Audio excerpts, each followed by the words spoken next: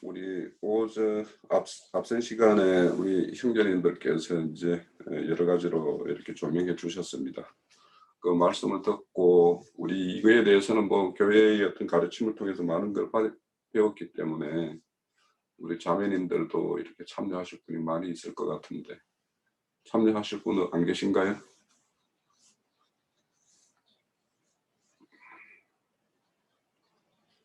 자, 이게 껐다 켰다 하니까 이거 장번 녹화하겠다 이런 소리가 들려서 좀 귀에 거슬리기도 하고 그러네요. 제가 잠깐만 그러면 좀 증거를 할게요. 우선은 이제 여기에서 보면 형제와 이웃이 정의를 잘 내려져야지 우리가 될 것 같다라는 생각이 우선 듭니다. 우리 형제라고 하면 이 헬라어로 아델포스 이렇게 이야기하거든요. 그래서 예전에 제가 이제 첫 교회에 있을 때 거기에 무슨 이렇게 교육 프로그램이 있는데 아델포스 프로그램 뭐 이런 게 있었어요. 그래서 그때는 뭐 그냥 아델포스가 뭔가 뭐 이런 거 그냥 들었는데 한 태라는 거죠. 태가 하나라는 거예요. 같은 태에서 났다라는 거죠. 아델포스라는 말 자체가. 그러면 우리가 이제 고린도전서 이런 데 보면 한 성령에서 한 성령에서 났고 한 성령을 먹고 마신다 뭐 이렇게 이야기도 하고 이렇게 하죠. 그래서 형제라는 것은 결국에는 한 태에서 나서 한 음식을 먹고 한 곳에 거하는 이런 자들이 이제 형제라고 이야기할 수 있어요. 그러면 결국에는 그거를 말한다면 교회를 이루고 있는 자, 뭐 함께 교회를 이루고 있는 자 이런 자들이 이제 형제라고 이야기할 수 있겠고, 그 형제라고 하면 히브리서 보면 거룩하게 하시는 이가 있고 거룩하게 함을 받은 이가 있고, 그래서 이것이 다 한 근원에서 났다 이렇게 이야기해요. 그래서 그분께서는 형제라 칭함을 부끄럽게 여기지 않았다 이렇게 말씀을 하고 있죠. 그래서 형제라는 것은 이런 어떤 의미를 가지고 있고, 또 이웃이라고 하는 것은 우리 이제 가장 이웃에 대해서 그 누가복음 12장인가요? 어, 어, 그 예루살렘에서 여리고 성내를 가다가 강도 맞은 자에 대해서 그 강도 맞은 자의 그 형편을 율법사도 보고 레인도 보고 했지만 그들은 그 어떤 자기의 어떤 그 부정 탈 걸 이렇게 염려해서 그들을 돌보지 않고 이렇게 지나가는 모습. 그렇지만 이제 그 사마리아인으로 이렇게 소개된 그 예수님은 그를 이렇게 거두어서 그를 이렇게 치유케 하고 이렇게 하는 일을 보이죠. 그때 이제 어 그러니까 그 한 청년이 이제 뭔가를 이렇게 어떻게 영생을 얻으리까 하니까 뭐 네가 뭐 이것도 하고 저것도 다 했는데 에, 너의 어떤 그 이웃에 대한 그런 것들을 이렇게 요구했을 때 내 이웃이 누구입니까? 이렇게 말할 때 이제 그렇게 이웃을 이야기하거든요. 그러니까 그분은 우리들의 어떤 이웃이 되기 위해서 이렇게 오셨고, 어, 우리 모두가 예전에 다 이렇게 하나님의 어떤 제단에 가서 이렇게 제사를 지낸다고 그렇게 생각하고 그렇게 행했지만 그것이 우리의 실상은 우리가 강도 맞는 짓을 하고 있었던 것이다라는 것을 이제 잘 이렇게 설명하는 것이 그 모습이죠. 그래서 오늘도 이제 가장 이렇게 이웃이나 형제나, 그러니까 여기에서 말하는 이웃이나 형제라는 게 크게 다르지 않아요. 거의 같은 개념이에요. 그래서 그런 어떤 것인데, 그러면 진정 이제 모두가 이제 그 형제인가? 그래서 이제 우리가 필요로 한 거는 영분별이라는 것이 이런 데서 필요하죠. 그래서 내 앞에 있고 한 어떤 무리에 이렇게 속해 있지만 그자가 정말 같은 태에서 난 것인가 이런 것에 대해서는 우리가 잘 생각을 해봐야 되고 그런 부분이 있습니다. 그래서 살인이라는 거는 아까 말씀드린 마음에서 나오는 것이기 때문에, 그래서 여기서 말하는 것은 어떤 영적 살인, 그러니까 주님이 오셔서는 영적 살인에 대해서 우리에게 이제 그 교훈을 하고 있는 것이고, 그런데 이제 형제 중에 사망에 이르게 하는 이런 자가 있고 사망에 이르지 않은 자가 있다라고 분명히 이제 요한 1서에서 이렇게 밝히고 있어요. 그러면 이제 사망에 이르지 않은 자가 뭐냐? 아까 예루살렘에서 여리고성으로 내려가는 그 강도 맞은 자, 그 사람이 반 죽었기 때문에 사마리아인이 와가지고 자기를 거둘 때 이렇게 이걸 허락을 했지. 그 사람이 조금이라도 기력이 있어가지고 있었다면 사마리아인이 자기 몸에 뭐 손을 대고 뭐 하는 걸 수용을 안 하죠. 그러니까 그 반 죽어야지만이 참 이웃의 손길을 이렇게 받아들일 수가 있는 거예요. 그래서 우리가 어디에 복음을 증거를 하더라도 그 자가 그 반 죽은 자인지 아니면 아직 펄펄 뛰는 사람인지 그거 보면은 이제 뒤에 이제 21장에 보면은 뭐 이렇게 서로 뭐 돌로 주먹으로 치고 다툼을 해서 뭐 죽이는 거는 뭐 죽지는 않았지만 뭐 며칠 이렇게 상해를 입어서 치유가 필요한가 이런 것들이 뭐냐 결국에는 이런 다툼이거든요. 그래서 어떤 그 자신의 어떤 신앙관이나 어떤 자기의 어떤 교리나 이런 걸 가지고 이렇게 다툼이 일어났을 때 거기 이제 돌로 치는 거, 주먹으로 치는 거 이런 걸로 이제 상징이 될 수도 있겠죠. 자, 그래서 그렇게 해야 되는 것과 간음하는 것에 대해서는 뭐 우리가 너무도 잘 알고 있기 때문에 그냥 스킵을 하고요. 이 도둑질하는 거는 우리 주님이 이 땅에 오셔서 주님 자신을 소개할 때 자신은 이제 그 양의 문이다라고 이야기하고 그 이전에 먼저 온 자는 이 도둑질하는 자다라고 이야기하는데 그러니까 율법으로 인해서 사람을 이렇게 율법 세계로 이렇게 딱 끌고 가는 거 이것이 이제 실질적으로 이제 도둑질하는 것이다라고 이렇게 밝히고 있고 주님은 그 은혜의 문 미문으로 이렇게 양문으로 이렇게 그 양들을 이렇게 인도해서 주님 앞으로 이렇게 인도하는 어떤 그런 역할을 위해서 이 땅에 왔다라는 걸 말씀하고 있는 거고요. 그래서 이제 우리가 흔히 듣기에 이제 스스로 온 자가 있고 진짜 보냄을 받은 자가 있고 그래서 이제 저는 이제 21장에 가면 종에 대한 어떤 규례 보면 이렇게 상정과 종도 있는데 남종과 여종이 있고 뭐 등장하는 사람이 뭐냐면 상전이 또 뭐 아들에게 뭐 이렇게 종을 이렇게 뭐 이렇게 넘겨주는 이야기 참 21장의 첫 그 종의 규례에 대해서는 제가 성경 말씀을 이렇게 추구해 보면서 가장 어려운 부분이 이 부분이 있다는 생각이 들어요. 그러니까 이 상전을 누구로 볼 것이냐 여기에서 상전을 또 남종을 어떤 종으로 볼 것인가 여종은 어떤 자로 볼 것인가 또 상전이 자기 아들에게 뭔가 여종을 이렇게 맡긴다라는 거 이런 것은 무엇인가 이런 것들이 정말 우리 어떤 신앙과 어떤 그 믿음 세계에서 일어나는 일을 이렇게 비유하고 있을 텐데 상당히 좀 오래도록 고심을 하면서 나름대로 이렇게 정리를 해가고 있기는 한데 그 정리의 어떤 틀림이 있던 맞던 굉장히 좀 유익하다라는 그런 깊은 생각을 좀 할 기회가 있었다라는 생각이 들고요. 그 이웃에게 거짓 증거라는 것은 결국에는 참 진리가 아닌 비진리로서 또 아니면 사람을 자유케 하는 것이 아니라 뭔가에 묶어두는 자, 짐을 덜어내는 것이 아니라 짐을 더 이렇게 더하는 자, 이런 자들이 결국에는 거짓 증거로 이렇게 행하는 자가 되겠죠. 그리고 이제 이웃의 어떤 소유를 탐하는 것, 이거는 우리가 이제 주님의 것을 자신의 것으로 이렇게 삼는 것이 아마 대표적인 어떤 그런 탐하는 것일 거라는 생각이 들고요.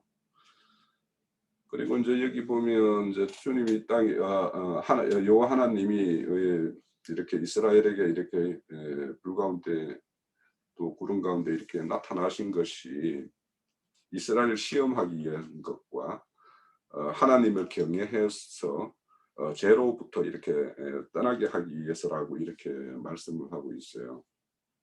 그래서 하나님이 앞서서 이제 말씀드렸듯이 모세를 통해서 뭔가 이야기를 줬을 때 다 준행하겠다라고 했어요.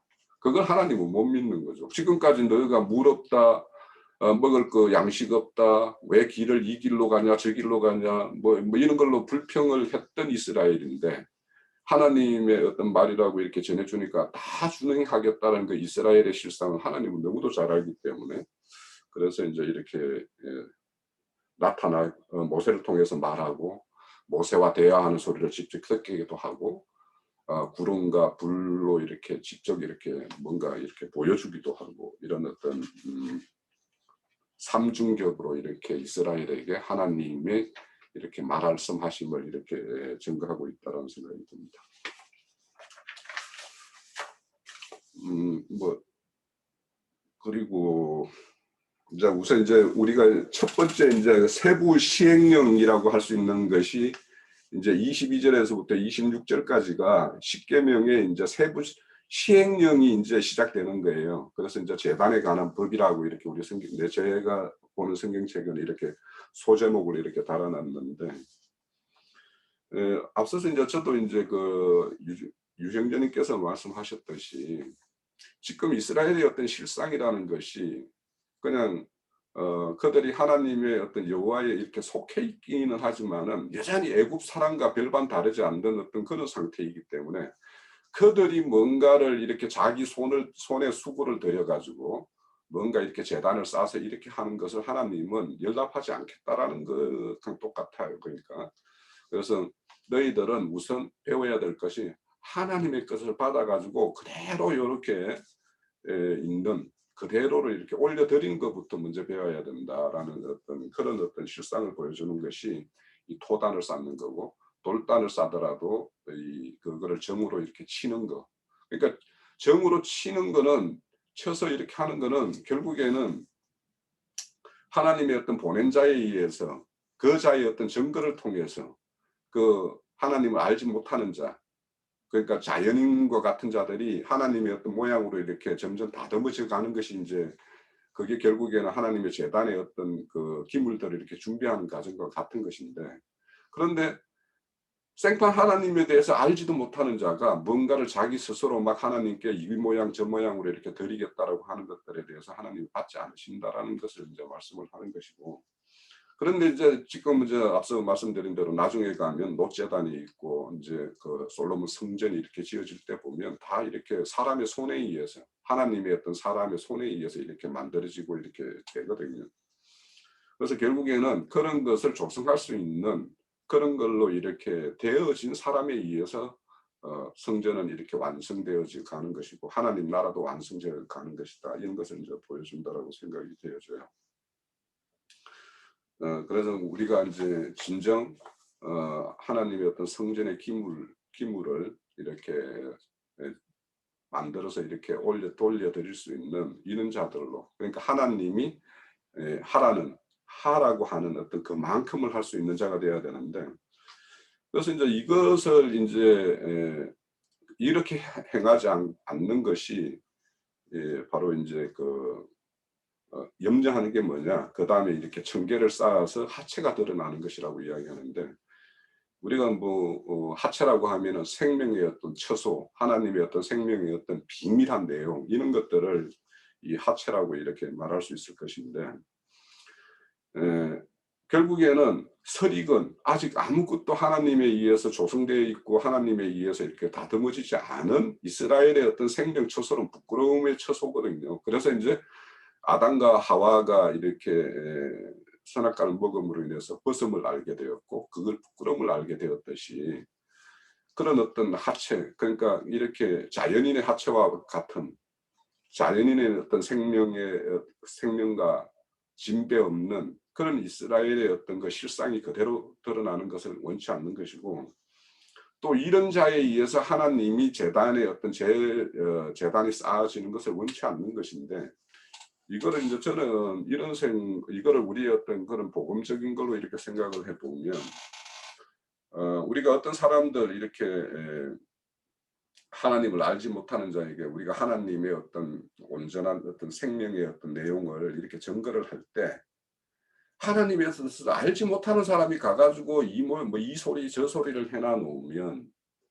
그것은 하나님이 그 어떤 자신의 어떤 온전한 어떤 생명의 어떤 그런 처소가 이렇게 알려지는 것이 아니라, 그냥 하나님이 만약에 그런 사람에 의해서 하나님은 우리에게 복 주신대, 땅에서도 복, 뭐 하늘에서 복, 이런 걸로 이렇게 증거를 했다라고 하면 그것이 하나님의 어떤 부끄러운 하체를 이렇게 드러내는 것이다라는 생각이 들어요. 그래서 이제 저는 이제 이거를 우리 복음적으로 적용을 한다라면, 만약에 내 옆 이웃에 내가 하나님에 대해서 잘 알지 못하는 사람이 그 어떤 것으로 자신이 아는 분량으로 이 하나님을 증거하기보다는 내 가까이에 있는 지체들, 그러니까 하나님에 대해서 잘 소개할 수 있는 지체들을 동행해서 그 자에게 가가지고 하나님의 온전한 어떤 생명의 어떤 복음을 이렇게 증거하게 하는 것, 이것이 또 여기 하체를 드러나게 하지 않는 것에 한 면이 있지 않는가 이렇게 좀 생각이 되어져요.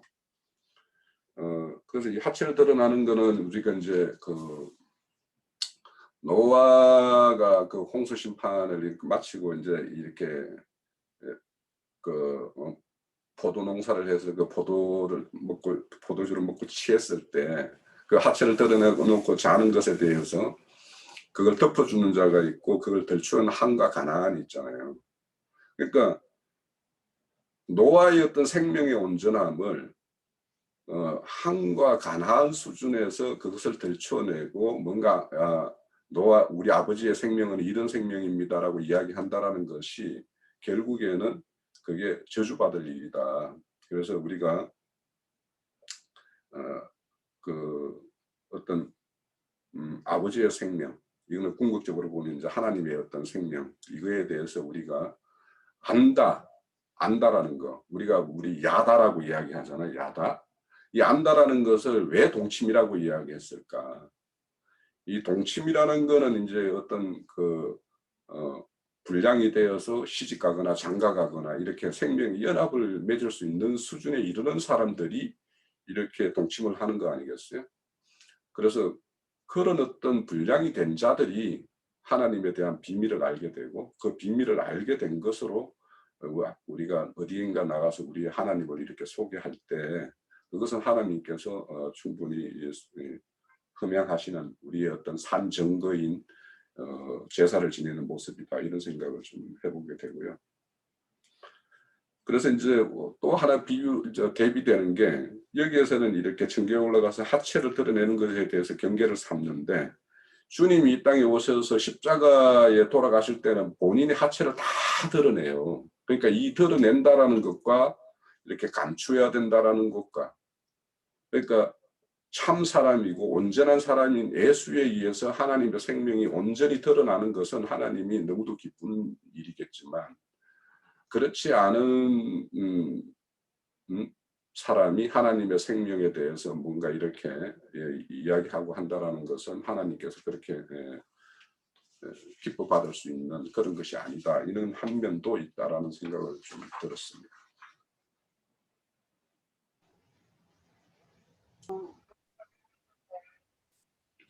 앞서서 형제분들이 말씀을 다 잘해주셨는데 저는 조금 다른 부분으로 제 안에서 잘 깨달았는지 모르지만 온 게 있어서 조금 말씀을 드리겠습니다. 뭐 22장부터 해서 23절에 보면은 은으로나 금으로나 신상을 만들지 말고, 이 말씀은 원체 많이 들어서 다 알고 계시는 부분인지 알지만 여기서는 그냥 문자적으로 풀이하면 요 뒤에 모세가 산에 올라갔을 때 아론과 같이 동송아지 만들었던 그 문자적으로 해가 우상 숭배하는 이것을 얘기한 걸로 봤지만 실상 하나님이 저희들한테 가르쳐주고자 하는 것은 은은 우리 믿는 자들의 그 구속을 말씀하시고 금은 신성을 얘기하시는 걸 깊이 깨달으라고 저한테는 그렇게 와닿았고요. 여기에 토단을 쌓고 이 내 양과 이런 내용 나오는 여기에서 토단이라는 말은 이때는 이제 출애굽하는 단계에서 강야로 이제 처음에 들어가고 하니까 아무것도 모르는, 그리고 본능적이고 선천적인, 그야말로 흙에 속한, 그리고 모세한테 하나님이 주신 말씀 뭐예요?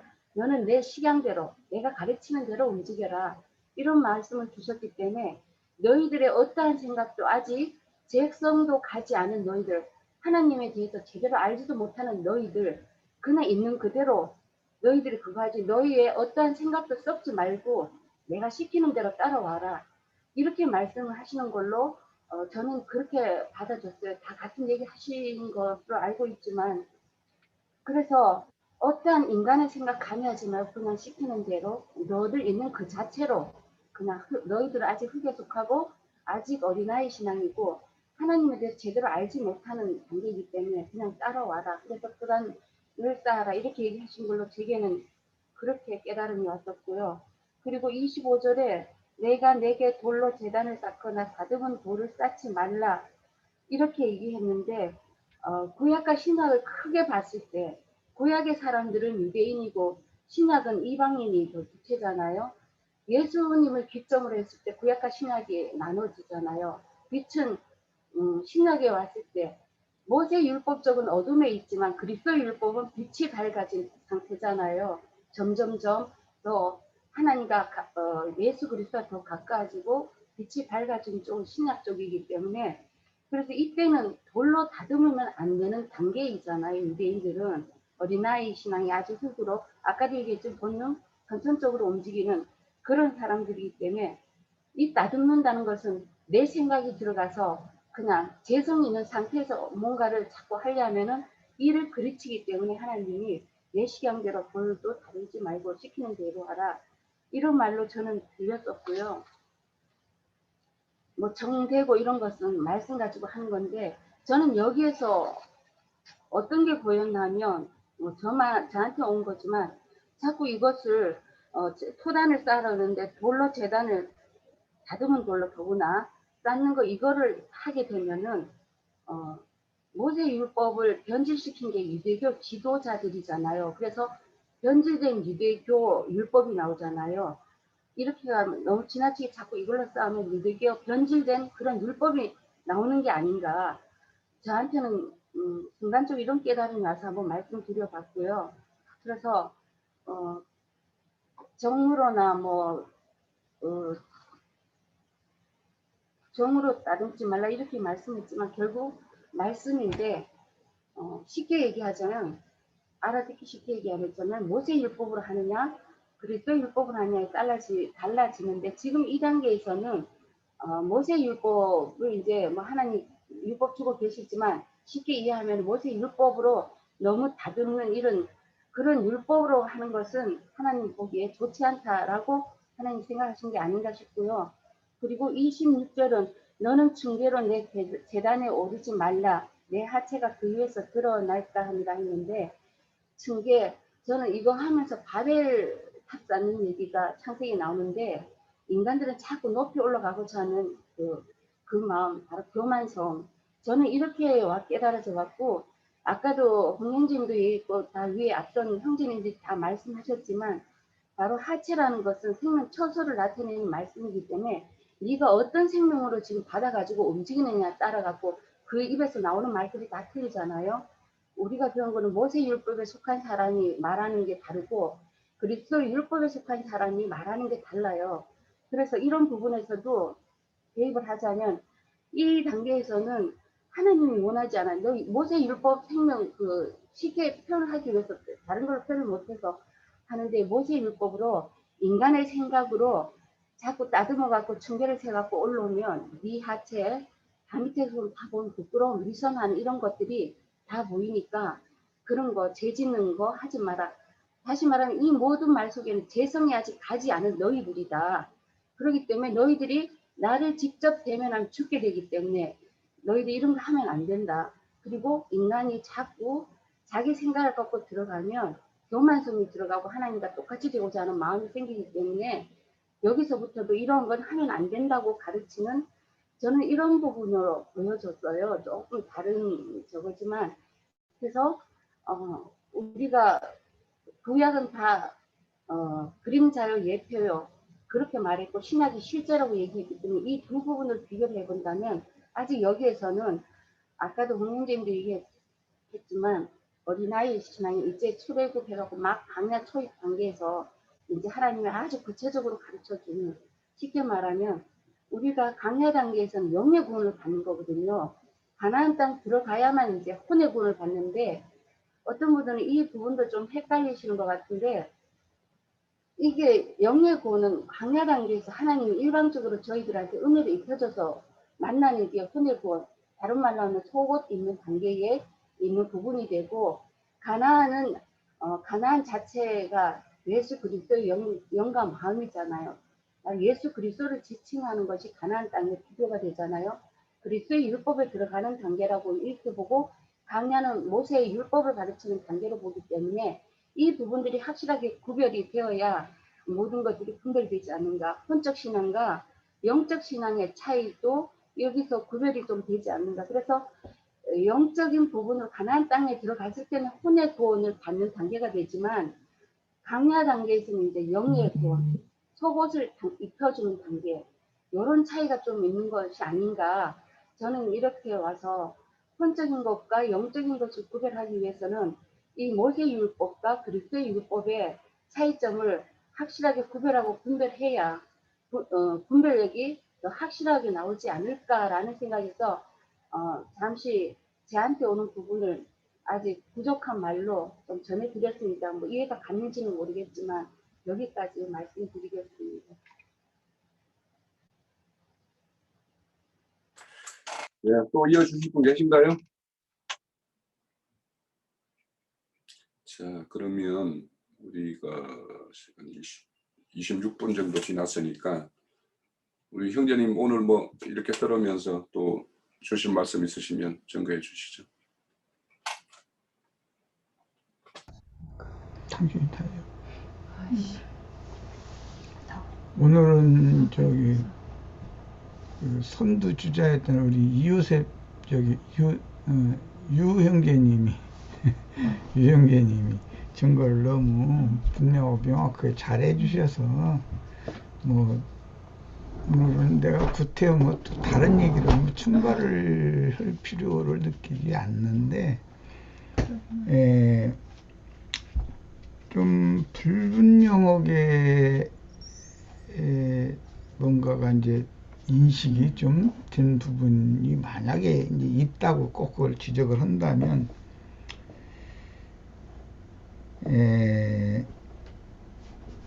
탐심에 관한 말씀이 나오는 게 그게 창세기 3장 6절에서 시작이 된 말인데 그 아담의 이 배필인 여자가 뱀의 말을 듣고 금령의 나무를 이렇게 바라보니까 지혜롭게 할 만큼 탐스러워 보였다 그랬어요. 그러니까 그 마음을 그렇게 움직이는 능력이 있는 나무였다라는 말이겠죠, 당연히. 그런데 그 여자는 뭘 추구했냐면 지혜로워지는 걸 추구했다는 것을 알 수 있는 거고요. 히브리인들은 그 지혜를 빛이라고 이렇게 동일 개념으로 생각하고 있어요. 그 점은 계시록 18장 14절에 보면 큰 음녀인 큰 성 바벨론이 탐하는 과시의 일이 내게서 떠나가고 없어졌다 이렇게 결론이 나왔어요. 그러면 아담의 아내에게 그 탐심이 들어왔다가 계시록 끝에 가면 그 탐심이 다 제거된다는 말인데 큰 성 바벨론이 더 이상은 뱀의 미혹을 통해서 지혜를 얻고자 하는 그런 탐심이 그 사람들에게서 없어졌다라는 말을 하는 것이 아니라 하나님이 그런 불필요한 걸 추구하지 못하도록 이제 한 시대를 종결한다라는 말씀으로 이제 말하고자 하는 의도인 것을 생각을 해봐야 되겠어요. 우리도 이건 좀 조심스러운 말인데 교회 생활을 이렇게 이제 실행을 하면서 모든 지체들이 서로가 누구나 다 간증 또는 말씀을 증거할 수 있다 이러면은 성경을 좀 다른 사람보다 더 많이 알아서 또는 더 뭐 명확하게 알아서 누구 포함할 수 있겠죠. 알아서 자꾸 누군가를 이게 가르치는 것, 즉 주고자 하는 거, 금령의 나무 실과를 자기 혼자만 먹는 게 아니라 남편에도 주잖아요. 이런 야심들이 있다는 거예요. 그게 지혜롭게 할 만큼 탐스럽게 보였던 나무를 그것이 탐스럽게 보였기 때문에 뭔가 나쁜 걸 추구한 게 아니에요. 지혜롭게 하는 것을 추구를 했던 거예요. 이런 거에 대해서도 좀 우리 지체들에게는 좀 경각심을 가질 필요가 있다.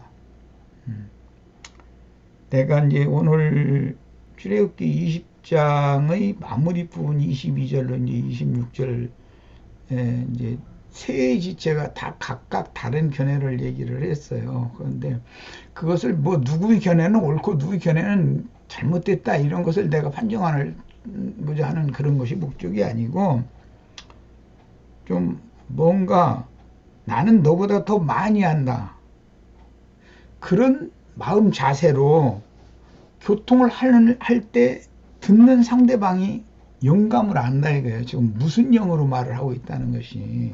그런 걸 매우 조심해야 되겠다. 그걸 여러 번을 말씀드렸는데 또 한 번 말씀을 드리고자 하고요. 그 다음에 구약의 제단과 이제 신약의 제단이 나와요.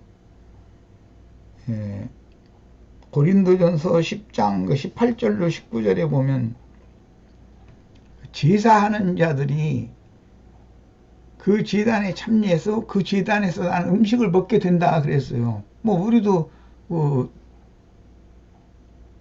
유교적인 제사를 해도 제사에 참여하는 자들은 제사 음식을 다 나눠 먹게 마련이잖아요. 그런데 히브리서 13장 9절로 10절에 보면 저희의 제단이라는 말이 나오고 우리의 제단이라는 말이 나와요. 저희의 제단에 참여하는 자들은 우리의 제단에서 나는 식물을 먹을 수가 없다, 그런 권이 없다, 이렇게 이제 표현을 했어요. 그러면 저희의 제단에 참여해서 저희의 제단에서 나는 것을 먹는 자들이라는 것은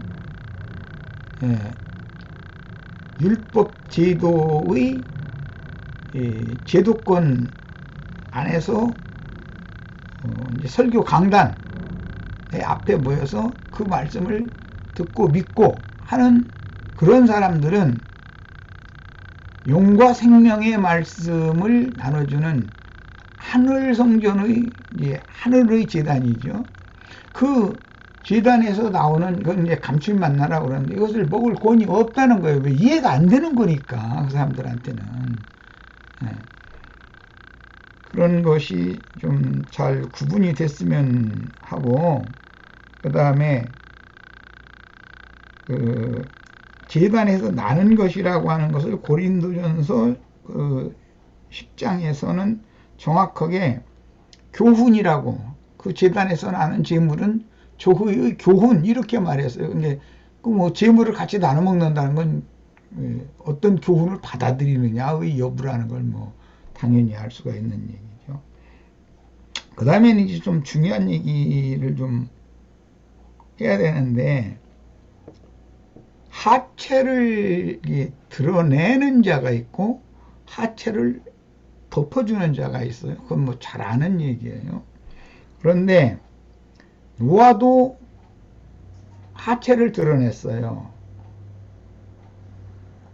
그러면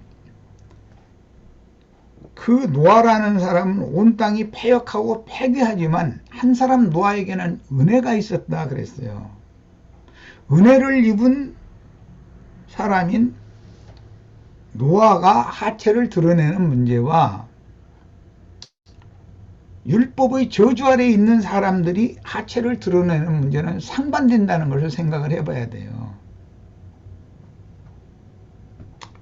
율법 사제는 정죄, 비방하는 영으로 남의 흠결이나 허물이나 약점을 들춰내는 역할을 하는 거잖아요. 율법의 그 목적이 들춰내는 거니까, 정리하는 것이 목적이니까. 왜냐하면 그래서 죽이려는 것이 목적이 아니고 회개시키려고 그러는 건데, 이 결론적으로 사람들의 어떤 약점이나 허물이나 흠결들을 드러낼 때 드러내는 말을 가르치는 사람의 영이 은혜를 입은 사람이냐 정죄의 영을 가진 사람이냐, 상대방을 비방하는 것을 목적으로 하는 말을 하느냐라는 건 듣는 사람이 영으로 분별을 한다는 거죠. 분별이 필요하다는 거죠.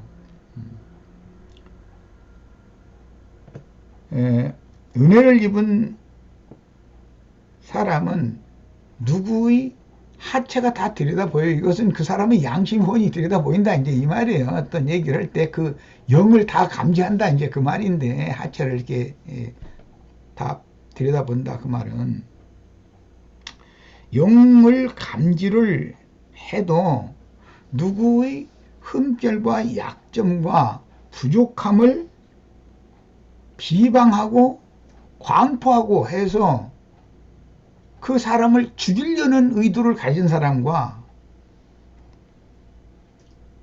상대방의 그런 약점이나 허물이나 수치됨을 가려주고 오히려 그의 약점을, 짐을 나눠지는 사람이, 사역자가 나눠진다는 거예요. 그게 어느 재단에 참여해서 어떤 음식을 먹을 거냐라는 건 죽고 사는 것과 관련이 되기 때문에 이렇게 중요한 거예요. 우리 지체들은 은혜를 입은 노아처럼, 노아가 가난과 함을 저주를 했어요. 그런데 그 저주가, 은혜를 입은 사람의 저주는 저주를 변하여 복이 되게 하는 것을 염두에 두고 저주를 한 것이지 영원히 죽으라고 저주한 것이 아니다라는 걸 잘 생각하셔야 돼요. 성경이 말하는 의도는, 결론은 그거라는 거죠. 죽이려고 정죄한 것이 아니에요. 종이 되기를 원하노라 이런 얘기를 하면은, 은혜 아래에 있던 사람이 하는 말은 율법의 말씀을 인용해서 가르친다 할지라도 사실은 그를 회개하고 돌이키게 해서 하나님 앞에 자기와 똑같은 은혜를 입게 하려는 것이 목적인 것이지, 유대교 지도자들이 비판을 위해서 남을 죽이기 위해서 정죄하는 말과는 전혀 개념이 다르다라는 거예요. 하체를 드러내는 얘기할 때 우리 홍영교님이 예수님도 십자가에 못 박히실 때 온 만천하의 하체를 완전히 다 드러내셨어요. 그리고 죽었어요. 아무라도 흙에서 난 자, 여자가 난 자는 예수님이라 할지라도 인자로 오신 이상은 그만큼 완전치 못하다, 부족함이 있고 흠과 허물이 많다, 남들이 다 비웃고 돌팔매질하고 티끌 이렇게 막 날리고 심지어 그 갈대 자루 막 이게 막 얼굴을 쳤다는 거잖아요. 후려쳤다는 거잖아요. 그러면 유대교 지도자들이나 유대인들이 자신들이 갈대 자라는 게 그게 이제 자신들의 기준인데, 척도인데, 잣대인데, 율법 잣대를 가지고 자신들을 구원하러 오신, 은혜를 주러 오신 그분을 쳤다는 거잖아요. 그것을 잘 생각해 보시기를 바라요. 교회 생활에서는 이 말이 이해되어지는 것이 얼마나 중요한지 몰라요. 오늘 말씀에 율법을 주시면서 주님이 하신 말이 있어요. 모세가, 이게 20절이죠. 모세가 백성에게 이르되 두려워하지 말라. 하나님이 임하심은 너희를 시험하고 너희로 경외하여 범죄하지 않게 하려 하심이라, 이렇게 했어요. 하나님을 경외하고 범죄하지 않게 하려는 목적으로 이 율법을 주시는 것인데, 그것이 시험하고라고 번역을 했어. 우리 번역에는 이 말은 이 말씀, 하나님의 말씀에 순종하나 아니하나, 즉 순종하는 척 해가면서 사실은 위선적인 행위로 하나님을 속이려고 하나, 이것을 알아보기 위한 것이다 라는 뜻이에요. 그 시험한다라는 말이, 아브라함을 시험하셔가지고 그 아들 이삭을 제물로 바치라고 했잖아요. 거기도 아브라함을 시험했다고 돼. 이게 우리 번역이 그렇게 번역이 돼 있어요. 그런데 이것은 하나님의 명령을 준행하는지의 여부를 알아본다 그런 말이에요. 그런데 아브라함은 준행을 했어요. 그런데 여기 이스라엘 백성 우리가 다 준행하리이다 그랬는데 이스라엘 백성들은 준행을 못했어요. 이 시험이라는 똑같은 시험대에 놓여졌는데, 아브라함은 하나님이 지시를 절대적으로 준행을 했고, 오늘 우리가 읽고 있는 이 출애굽기 20장 이하에 나오는 이 광야에서 다 앞떨어져 이제 죽을 자들인데, 이 사람들은 준행한다고 했지만 사실은 전부 위선행위를 했지 진실되게 행하지 않았다는 거예요. 이것을 좀 잘 명확하게 구분을 하실 수 있기를 바라요. 왜 진실되게 행하지 않았다는 말은 하나님의 말씀을 생명의 말씀으로, 은혜의 말씀으로 받아들인 것이 아니라 천연적인 흑사람의 어떤 선하고 옳은 행위로 하나님 앞에, 영광 앞에 나가려고 했다, 그 말인 거예요. 그러니까 구원은 은혜가 구원을 하는 거예요. 은혜가 있어야 돼요. 세상 없는 사람도 자기가 뭐 똑똑한 체하고 아는 체하고 성경 많이 아는 체하고 다 해도 은혜 안에 있는, 은혜를 받은 사람이 증거를 하면은 상대방에게 적심이 되고 누림이 되지만, 하나님의 은혜를 모르는 욥이나 욥의 그 친구들과 같은 사람들이 뭔가를 아무리 현란한 말로 많은 말을 해도 거기에 그리스도의 은혜가 없으면 사람들은 다 그 말에서 삭막함을 느끼기 마련이고 메마름을 느끼기 마련이에요. 이런 점에 있어서 우리 형제 자매님들은 나의 영의 상태가 항상 말씀에 참여하시기 전에 주님 앞에 항상 성경을 읽으면서 기도해 가면서, 주님, 내가 지금 너무 막 세상사에 뭐에 또는 다른 거, 나의 이 머리 굴리는 것에 대해서 내가 너무 삭막하고 메마른 상태입니다. 오늘 지금 집회가 있는데 참여를 할 때 주님께서 은혜를 회복해 주셔가지고 이 말씀이 하나님의 은혜의 말씀으로 생명을 나 자신이 없고 다른 사람에게도 분배할 수 있는 그런 능력과 권위 있는 하나님의 말씀으로 대언을 할 수 있도록 날 좀 도와주세요. 내가 지금 너무 삭막한 중에 있고 메마른 중에 있습니다. 이런 기도를 꼭 반드시 하시기를 바랍니다. 뭐 긴 얘기는 더 이상은 지금까지 한 것도 길지만 않겠습니다. 마치겠습니다. 중요한 것은 똑같은 성경을 읽어도 은혜를 받은 사람, 은혜를 입은 사람의 증거와 메마른 사람의 증거는 무언가가 다르단 말이에요. 듣는 사람은 이것을 분별할 줄 알아야 된다는 거예요. 또 이런 것을 구하시기를 이제 나는 간절히 바라는 마음이에요. 내가 누구는 틀렸고 누구는 잘못했고 이런 얘기하면은 다 내일부터 에이 나 지금 집회 참석 안 해. 나 그런 거 다 알고 앉았어요. 난 판단하는 사람도 아니고 틀렸고 뭐 맞고 이것은 주의 성령께서 확증해 주셔야지. 내가 그거 판단한다 해도 내가 제 판단도 아닌데 그러면 또 안 되는 거죠. 마치겠습니다. 예, 오늘 이제 출애굽기 20장을 마칩니다. 여기 보면 이제 모세는 흑암에 계시는 하나님을 만나러 간다라고 이야기해요. 그래서 여기에서 이제 우리가 그 아론의 반차와 멜기세덱의 반차에 따른 어떤 차이가 분명하게 나타나는 것이, 우리는 왕 같은 제사장으로 우리를 어둠에서 빛 가운데로 옮긴 그분의 덕을 이렇게 정하는 사람이기 때문에 이 모세에 따르는 아론의 반차와 우리가 따르는 멜기세덱의 반차가 극명하게 달라지는 것을 좀 이렇게 볼 수가 있고요.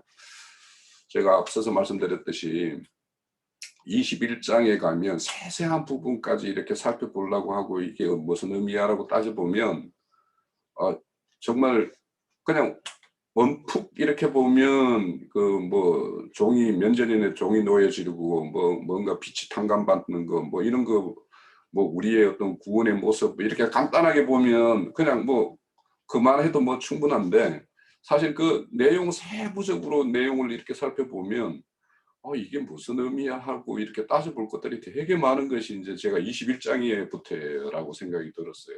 그래서 21장의 내용에 대해서는 무엇을 이렇게 말하고자 하는 건지 잘 좀 살펴보시고 저도 제가 이게 뭐 정리되는 내용을 올릴까 말까 고민이 됩니다, 사실은. 왜냐하면 이게 틀릴 수도 있고, 그래서 오히려 혼돈을 유발할 수도 있고 해서 그냥 제가 정리된 거는 내 혼자서 좀 가지고 당분간 있을까 이런 생각을 좀 할 정도로 여러 가지 생각할 부분이 되게 많다라고 생각이 되어져요. 저는 이제 그 1장에 보면, 그 21장에 보면 난 상전이 누구로 어떤 상전을 어떻게 봐야 될 것인가. 우리 종에 대해서는 뭐 이렇게 많은 이야기를 듣고 했지만 그 상전이라는 거에 대해서 우리가 좀 유심히 봐야 될 것 같다라는 생각이 들어요, 오히려. 그래서 좀 한번 좋은 하나님의 어떤 그런 좋은 계시가 있어서 여러분 형제자매 상전은 하나님이고 그리스도고 교회에서는 인도자예요. 어제든가 우리 윤영재님이 뭔가 네, 그 질문 비슷하게 이렇게 해서 올린 얘기가 나오고 내가 이제 답변하다 말았는데 내 생물이 뭐냐? 내 생물은 온 땅에서 구속받은 모든 생물들이다. 그 대표자는 기본적으로 이제 그리스도고 그리스도의 종들인 24 장로들이 이제 내 생물의 대표다. 그런데 그럼 24 장로들이 대표라는 게 뭔 소리냐? 인도 직분을 받았다 그런 뜻이에요. 그러니까 그들이 인도 직분을 받은 자들은 상전이신 그리스도의 종들이니까 그리스도께로 인도를 해야 되는 것이고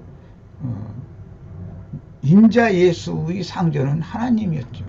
혹은 그렇게 이해를 하시면 그래야 우리 형제가 지금 죽었는데 시간 좀 전략하라고 얘기하잖아요. 아니, 제가 거의 그렇게 보고 있는 게 이게 이 상전이라는 게 여기 보면 선한 상전이 있는가 하면 악한 상전이 있는 것 같아요. 여기 속에.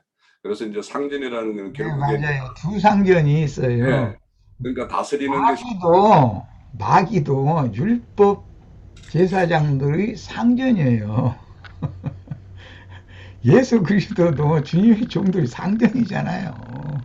그러면 지금 누구에게 제가 아들을 그 종들을 어떤 여종을 아들에게 준다. 그 여종이라는 건 믿는 이들을 말하는 거잖아요. 율법 제도권 안에서 믿는 신자들은 율법 사역자들한테 준 거잖아요. 교회에 인도 직분을 받은 사람에게는 주님의 양머리를 줬잖아요. 여종을. 남종은, 그러니까 남종은 충성을 다 해야죠. 주님이 상전께서 줬으니까. 그렇잖아. 긴 얘기 내가 다 해버리면 21장 혼자 다 하면 안 되니까. 자, 이제 나는 그만할 겁니다. 그 저는 이제 이렇게 봤어요. 사실은 이제 그 선한 상전은 뭐 어차피 다스리는 거니까 다스리는 걸 뭘로 다스리느냐. 그리스도의 어떤 율법과 또 악한 종은 율법으로 다스리니까 율법이 악한 상전이고 선한 상전은 그리스도 율법에 따르는 것이 상전이다. 이렇게 이제 보니까 좀 뭔가 좀 정리가 사실은 됐어요. 그 방향으로 정리를 됐는데 그까지 가는데 좀 시간이 많이 걸렸어요. 사실은 막 이래도 생각해요, 저래도 생각하고. 그러니까 이게 정리가 안 되니까 한 부분은 정리가 되면 다른 부분에서 꼬이고 막 이렇게 돼가지고 제가 좀 그래도 한번 논의해 보면 되게 그 21장부터 23장까지 가는 길이 좀 더디 가더라도 되게 우리의 어떤 신앙 과정에 아주 유익한 시간들이 될 것 같다라는 생각이 좀 들었어요. 제가 말씀을 보면서. 너무 다음 주에 쉽게 기대하면서. 알아주면 우리 홍영재가 변질되면 안 되잖아. 변질되면 안 되지. 난 우리 지체들 말씀 잘 가르치는 것도 위해서 계속 기도도 하고 그냥 뒷바라지를 해주기 위해서 노력도 하지만 더 중요한 것은 중간에 변질될까봐 내가 굉장히 두려워해. 그러면 안 되니까. 그럼 완전히 버림받아 버리거든. 말씀을 많이 어느 정도 아는 사람이 변질되면 다시 회개할 수가 없는 거예요. 자기의 그 자긍심, 자존심 이것이 그 사람을 지배해버리기 때문에 은혜를 회복할 수가 없는 거예요. 그래서 난 이게 얼마나 두려운지 몰라. 우리 형제들 지금 내가 하는 말을 잘 명심해서 듣기 바래요. 네, 오늘 20장을 마치고 다음 주 21장에서 더 우리 깊은 내용들을 가지고 다 만나기를 바랍니다. 자, 수고하셨습니다. 마칩니다.